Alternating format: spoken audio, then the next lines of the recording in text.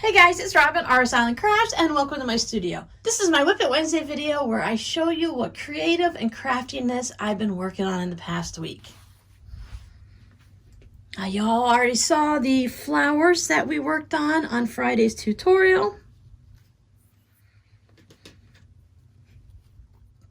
A little flash from the past for many of you. You guys remember doing these just like I do many years ago.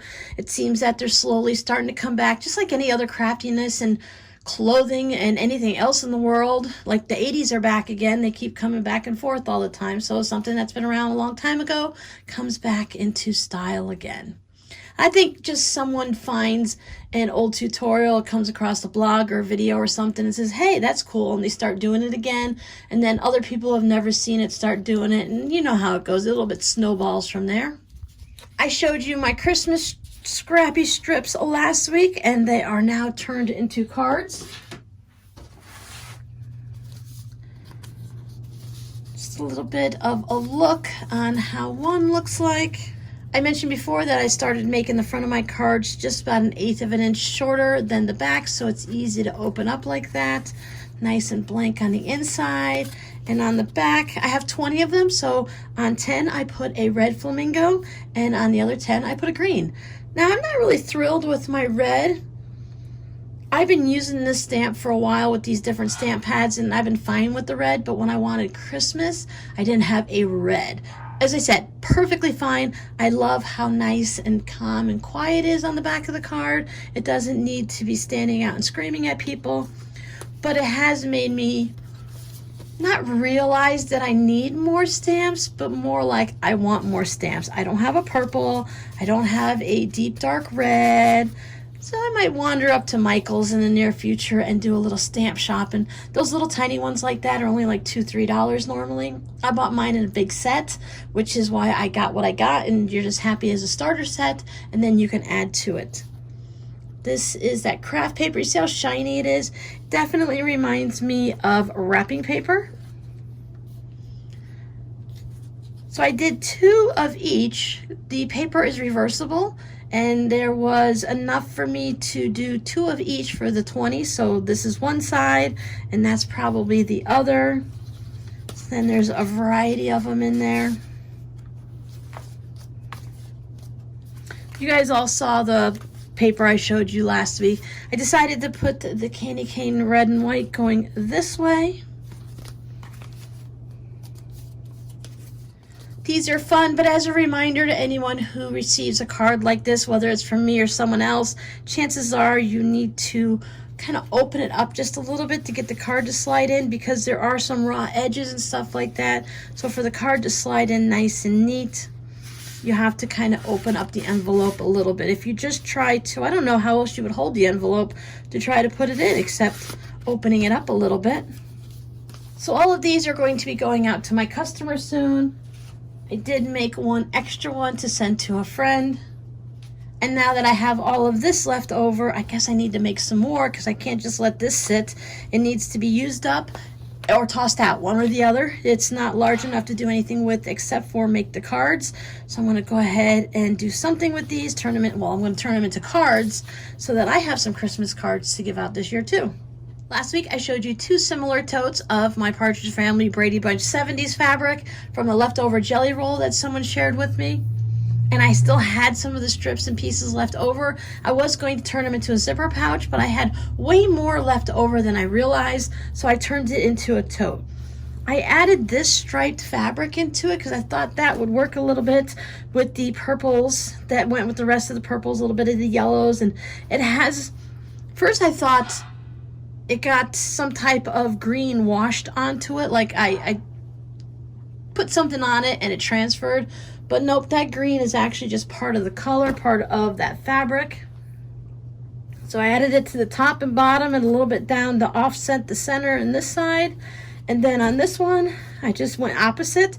I did, as you see on this side, I went striped, jelly roll, stripe, jelly roll, stripe. So this side I went jelly roll, stripe, jelly roll, stripe. You get it. I remembered to put my tag in this one. I have this blender purple fabric that I thought went pretty well. It's not an exact match, as you can see, But I thought since this was kind of mottled and this was kind of mottled, and for the most part, while yes, it is up near the handle and everything, it doesn't have to be an exact match. I felt that it was close enough that it worked for this bag. And then on the inside, I'll give you a close-up view of the inside in just a second. I just wanted you to see the tote. Apparently in all the shadows. There's always something with lighting in this room. I'm still making use of that fat quarter pack that I have. And now I'm not trying to force it to work in every bag. The next bag I'm going to show you, I won't be using it in. But I felt that this one has just kept calling me. These ladybugs just kept telling me, I need to be in a bag, I need to be in a bag. And the way I'm going to force this to work is ladybugs go in the garden. So I'm okay. Not the same green and anything like that, but I still like that little bit of a shock when you look inside a bag. And then on this side, I went with the fun triangles again. Still, it's green, it doesn't match the outside, but I like the green and the purple together. I like that little bit of a bright pop against the purple. So when you have it and it's all nice and closed up and it's against your body, you're really not gonna see too much. But then when you go to get stuff out, you're like, shabam, wow. I stayed within the green family. I went with the green zipper. I don't know if all the time I want my zipper to pop against the lining fabric or to have it blend in. I like the idea that it's a secret hidden pocket, even though you can see it, of course. It's not secret or hidden, but the green zipper camouflages it a little bit. Put on the little tassel, of course. And on the inside, I took that striped fabric and I put that on the inside of the pocket. So it has a nice size pocket in there.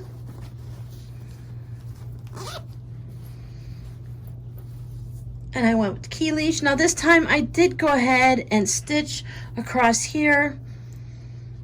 I'm trying to let it go. And it's what's bothering me is really kind of stupid, and I don't think anyone's gonna even notice. And it happens when you buy ready-made stuff and you pay lots of money for a purse. It is what it is, and it happens. But I don't even think anyone can tell. Like on this one, it's not too bad. But you know, a lot of times you get that little bit of a thread tail that just pops up there. And no matter what you do, you trim it and it just loosens back up and it pops back out again. So that little thread tail just drives me crazy. And I know that's totally on me because you guys, until I showed you this, I bet 99% of you didn't notice it. But that one person that does know about that and it drives you crazy too, well, you're not the only one. It drives me crazy too, but I'm letting it go. I was to the point where I was almost going to stop putting this in, but I decided, okay, I'm still going to keep the key leash in unless everyone says, hey, I don't really like it in there, I don't use it, I don't know why you're putting it in there, then I'll take it out. With each tote bag, I'm making small little adjustments to see what works. I bet you can't even tell the adjustment I made here because it's nothing that's visible to you. It's just something I'm trying to figure out on my own, but I'm going to show you, don't worry. Drives me crazy when someone says, here's my quilt, can you see my mistake? But they never tell you what the mistake is, and I can never find it half the time, so it's never a big deal. But I decided to put the key leash, and I went as best as I could to put it. It's not exact, but I wanted it to be right in almost line. What I did is I took it over here and I followed this line and I stitched it on, but just as it's hanging in a purse, it kind of makes it bag down just a little bit, so it's not exactly lined up as is, but when I sewed it in, it was. So I thought if you knew where your pocket was, you can easily find your key thing. So if you can find your pocket, you're like, where's my key leash? I mean, granted, you're going to find it right there and feel it, but just in case, I thought that would be nice and aesthetic. It's all in that same line along the lining. Still sewing it together so it stays attached in the bottom. I did almost figure out how to attach the lining into the outside of the bag right here to add more structure to the key leash, just to hold it so it's not pulling down on this all the time. I'm really concerned that if you have your keys on there all the time, that it might pull on this seam a little bit. I have it stitched many times. I left the extra length in. I've stitched it a bunch, and I'm sure it's going to be fine for the average keys, but for that one person that has a whole bunch of little metal things on their keys, all their little knick-knacky stuff, and then their keys, and they have like their keys and their boyfriend's keys and their kids' keys or whatever. Some people aren't like me where they only have 2 keys on their keychain and it weighs it down. But I did put it in there, but I couldn't figure it out. When you have the bag and you have it stitched together and you have it wrong sides out, and when you have this lining goes around, I stitched it in thinking, okay, well, it's right here, so I'll stitch it in right here. But when you bring it in, the neck, when you turn it around to have it this way, this part was all like this, so it was stitched up too high, so this had to be all undone. So I need to just figure out, I think I have to do a little measuring, measure from here to there, measure from here to there on there, and I'll try it on the next one. I'll just keep experimenting until I get it done and figure it out.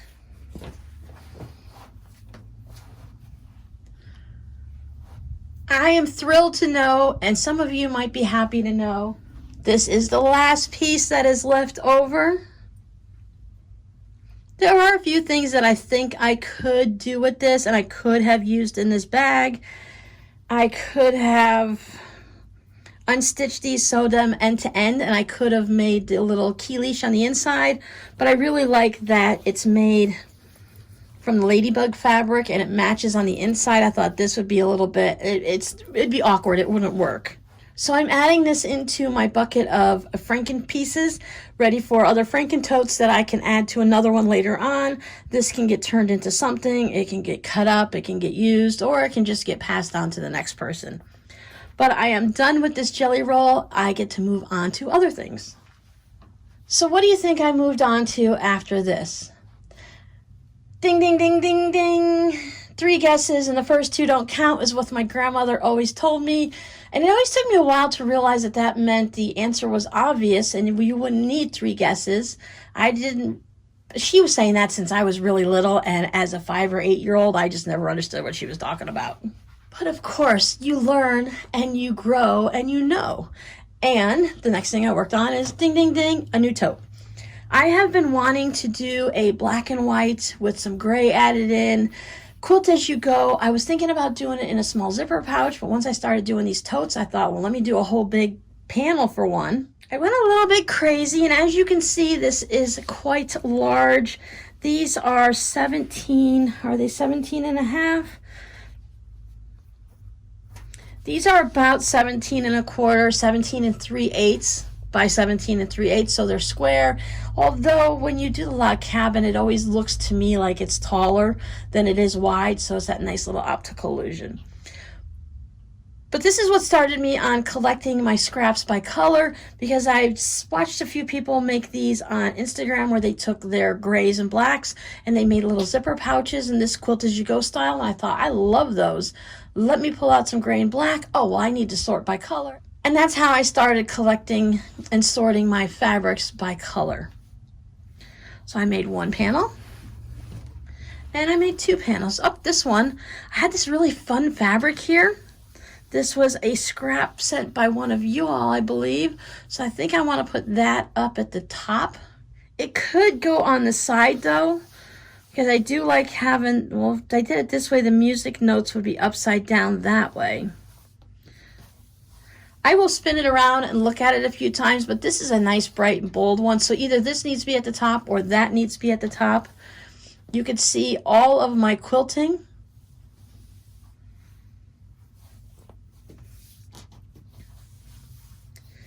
And I thought it was fun that once I put this music note in, that I go ahead and put that one in to kind of balance it out.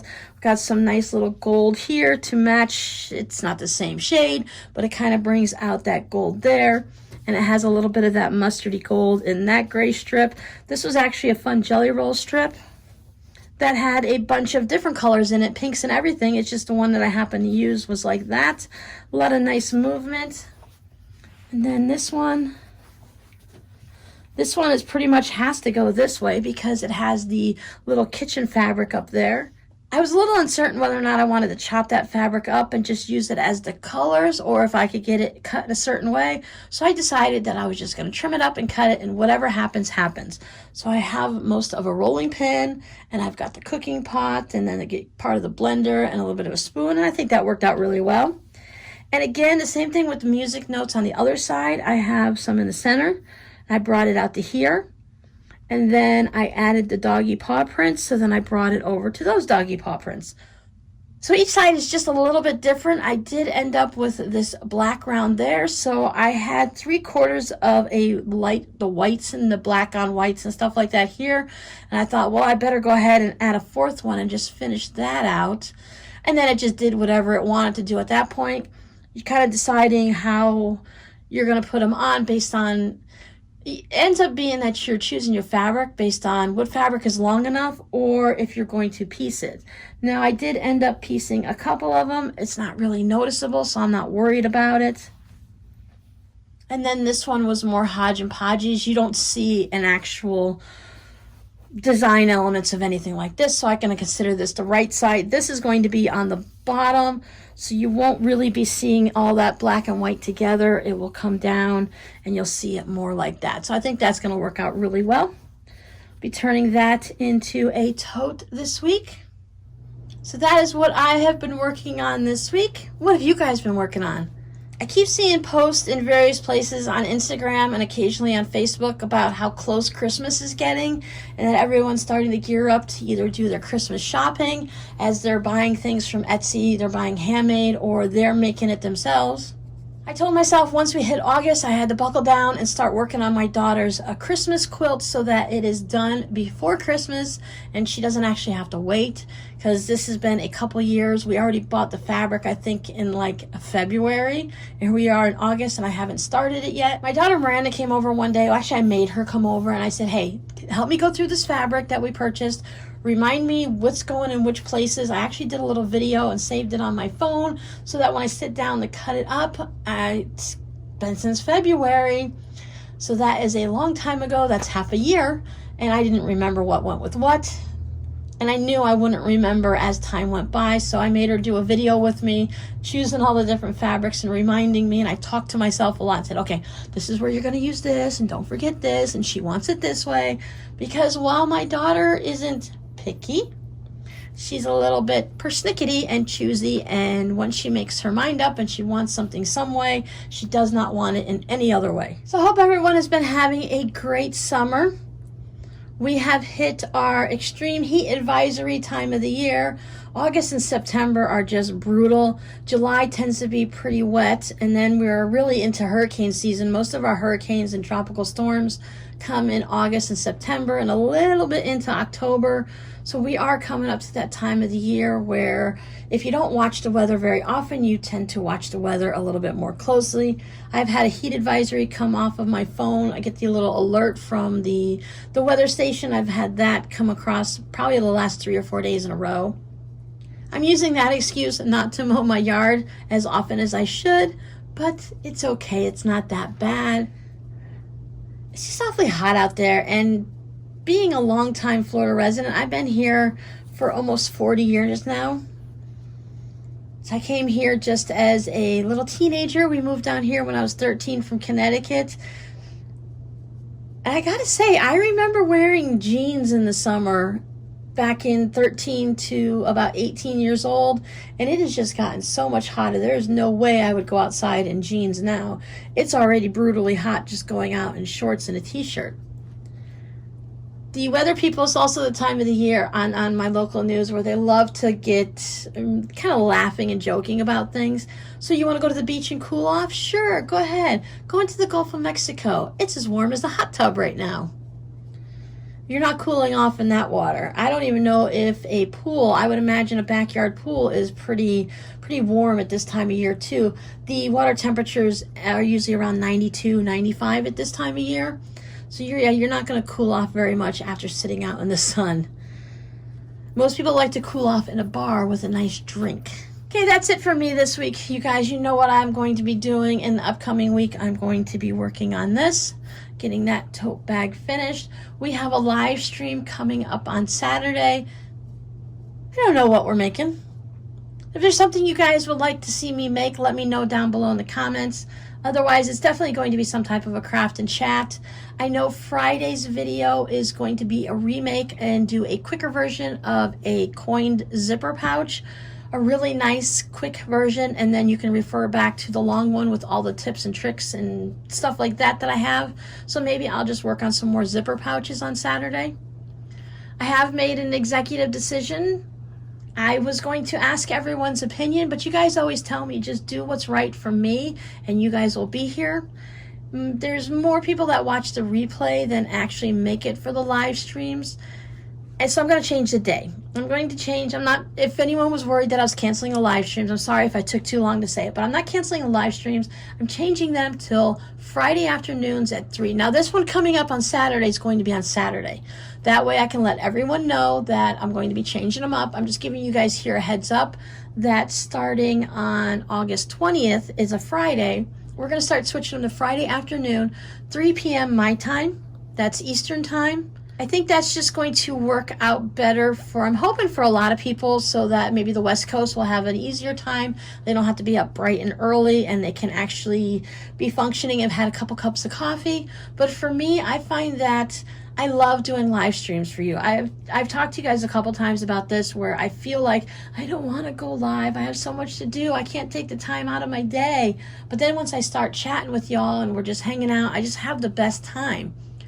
But it's eating into my weekends. My weekends is not like hang out with the family and go to the beach and do all that. For me, that's when I do my most sewing. That's when I get to sit down and I can work 8 hours nonstop. I don't have to make a video, any type of comments. I do check comments throughout the day because of Friday's video. See if there's any questions. I answer questions right away. And then I just leave the rest of the comments for at the end of the day when I'm sitting in my chair, my feet up, and I'm all comfortable watching TV. And that's when I like to answer the comments. But Saturday and Sunday is when I get the bulk of my sewing done. When I do my sewing for, if I'm making gifts for anyone or if I'm doing it for the shop, that's when I can make, I almost made 2 tote bags this weekend. I did make 20 Christmas cards, finished off that tote bag, and got these 2 panels made. I made both of these on Sunday. Actually, I made them both Sunday. I think I made them Sunday afternoon. I don't even know if I started them early in the morning. I think I did that Saturday. It doesn't really matter. I did that on Saturday. I did that Sunday morning. I did these Sunday afternoon. But anyway, Saturday and Sunday, the weekends are my time to have fun and do a lot of the sewing that I enjoy. And because I sew so much, I can't keep it all, and I don't have anyone to gift it to because my kids only want 1 quilt each, and that's it. They don't want anything else. They don't need tote bags. They don't need zipper pouches. So I make them for the shop. So that works out as a bonus all the way around. I get to sew something. I get to earn a little income, and whoever purchases it gets to have something handmade. And a lot of times they get to see it being made right on my videos. So that's always a fun bonus. Again, all of that chitter chatter just to say I will be discussing it more on Saturday, but I think Friday afternoons at 3 is going to work out pretty good. We'll try it out. If it doesn't work out, then I'll switch it up. But that gives it the best opportunity for me also if I decide to do a weekly live stream. I would never do one every Saturday. That is just too overwhelming and it just takes up so much time. But to just turn the camera on a Friday afternoon and just hang out with you all and just sew, I think that works out pretty good. And we could always sew what was the previous Friday's tutorial, not the one that just popped up in the morning, because that wouldn't give you guys time to get your supplies or think about it. So we can always pick something from the month before and sew that up, or just work on whatever project that's happening and just sit around and hang out and be crafty and chatty with everyone. Have our own little, I call it a craft and chat. I can't think of the name.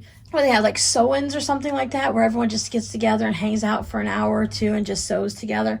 I think it's nice to have that community when I don't have those people around me to just come over and hang out with me, and I just can't like go somewhere and do it because there's not that much in this area. There's a couple of places you can do it, but it's very structured, and they don't always have a just come and hang out and chat with us, and if you sew something great, and if you don't, you don't. They have a lot of classes and stuff like that. And I really don't want to pack up my sewing machine, drive somewhere, do what someone tells me to do, and then come back home. Well, I can just hang out here with you guys, and I can do whatever I want, and you can do what you want, and we can just have a good time chatting with each other. Just in case all that rambling kind of got you guys, your head spinning, and you have no idea what I'm talking about, this week's live stream will be Saturday at noon Eastern Time, right here at this table, right at this very location. I guess I'm in a little bit of a weird mood today. I must apologize for myself. But thanks for hanging out with me. Thanks for putting up with my wackiness. Thanks for checking out all of my projects. I'm really excited about turning this into a tote bag. And just for anyone who's worried, I am sticking with some gray linings on this one. Will they match? No, but they all are from the same, I don't know, these aren't a fat quarter bundle, but these I believe were from a little bit of a fat quarter bundle, or I just picked up a bunch of grays when I was at Walmart one day. I know I found these. I love these feathers, so I just grabbed a whole bunch of other ones that were there.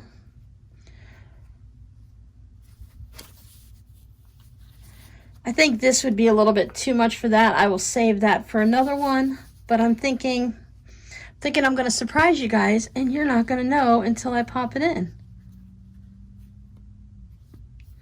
So thanks for hanging out with me. You guys need to have a code word this week. I have a code word for you. Music. If you want, tell me if you play a music instrument or if you played one growing up.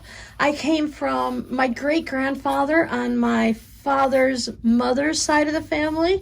So on my grandparents, my paternal grandparents, he was very musical. I have learned how to play the guitar. I have learned how to play the snare drum. I have learned how to play a French horn.